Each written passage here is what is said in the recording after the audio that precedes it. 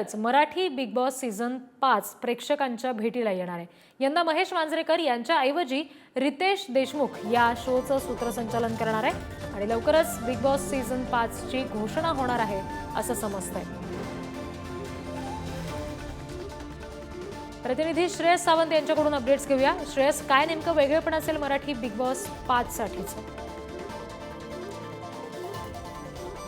वेगळे पण हेच आहे की रितेश विलासराव देशमुख यावेळी बिग बॉसचं अँकरिंग म्हणजे सूत्रसंचालन करणार आहेत।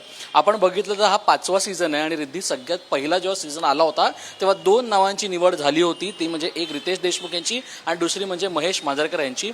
महेश मांजरेकरांनी चार सीझन केले आणि या सीझन कदाचित त्यांना वेळ नाही आहे, यासाठी आता रितेश विलासराव देशमुख हे नाव पुढे आले आणि आता ते अँकरिंग करणार। त्यांचा पहिला प्रोमो आता प्रेक्षकांच्या भेटीला आलाय। कुठे ना कुठे आता उत्सुकता ताणली गेली आहे, कारण बिग बॉसकडे पाहण्याचा एक दृष्टिकोन वेगळा आहे। सेलिब्रिटीजचा एक वेगळा रियालिटी शो मराठीमध्ये आला आणि तो गाजतोय आणि त्यात आता रितेश विलासराव देशमुख जेव्हापासून आता अँकरिंग करणार तेव्हा एक नवीन पर्वाला सुरुवात होणारी काय, आता हा सगळ्यात मोठा प्रश्न उभा राहिला रिद्धी। निश्चित श्रेयस, धन्यवाद दिलेल्या माहितीसाठी।